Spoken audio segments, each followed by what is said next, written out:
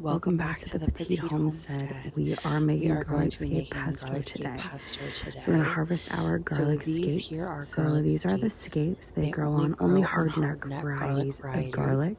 So this is actually the flowering part of the plant. So this bulb here will turn into a flower with seeds. And you can leave them to flower. And you could let it go if you really wanted to. However, it will take away some of the energy of forming the bulb itself, and you won't get very big garlic bulbs. So we are going to just take them off. That way all of the energy is going to growing this nice big bulb of garlic. So they are edible. They have a more mild garlic flavor. You can use them in soups. So you can use them. You can saute them for stir fries. There's so many different varieties. Again, they do have a more mild garlic taste. So you may not need, you may need a little bit more to get that garlicky flavor that you love. So this is a first for me as well. But today we are going to use them to make garlic scape pesto. So these are all the scapes that I harvested. There's quite a bit. A whole bunch of them. So here we are, ready to go. So I also got some basil. So we need our food processor, a spoon to taste, a little spatula. This is the basil that I harvested. We have 2 cups. I just left the stems on, and I rinsed them, left the stems on, because we're going to throw it all in the food processor. Pine nuts. So again, we have about 2 cups total. I usually use about 2 to 3 cups when I make pesto. Salt, pepper, pine nuts. Pine nuts were hard to find in the grocery store, so I actually ordered this bag on Amazon.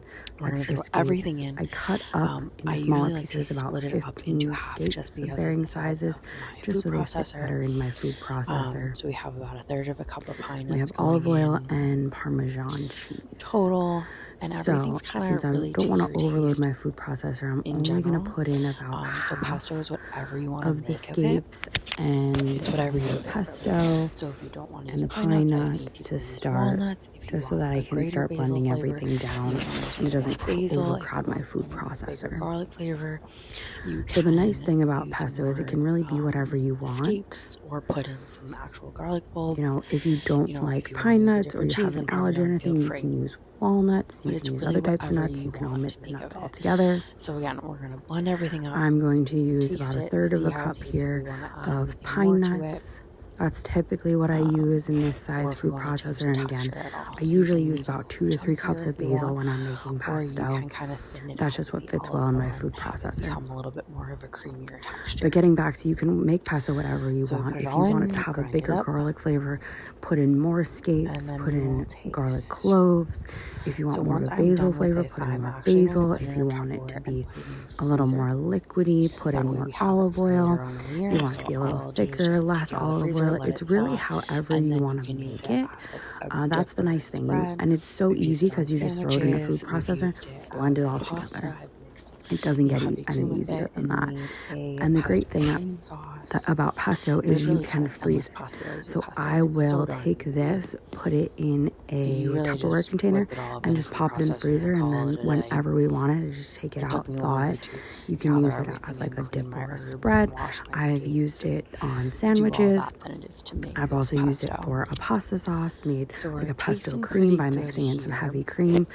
The potential here is endless, and again, it's just so darn easy. The lemon juice also helps it prevent it from So we're just going to keep mixing here. I did mix together, and you saw how much more space I had in the food processor once I blended half of it. So we're just going to add the other half of the ingredients here. It's still edible. There's nothing wrong with it. It doesn't really change. Give it a nice blend. If you happen to know that. I may need to scrape the sides to kind of incorporate it. I think I got a leaf stuck in the lid there. That's our finished project.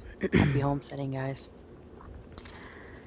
And then make sure you taste it before you take it out, so you know if you need to add anything to it, you know if it's exactly how you want. So I'm gonna taste it, and I think it needed to be blended a little more, number one, and needed a little bit of acidity.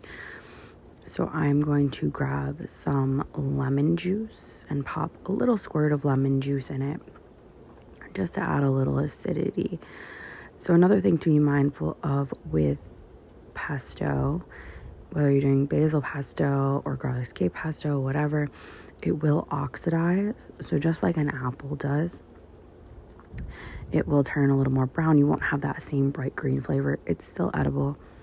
I've eaten it many a times, but it's just something to be mindful of. So there's the lemon juice we're going to add, and we're going to give it another little spin here in the food processor, and then we will be good.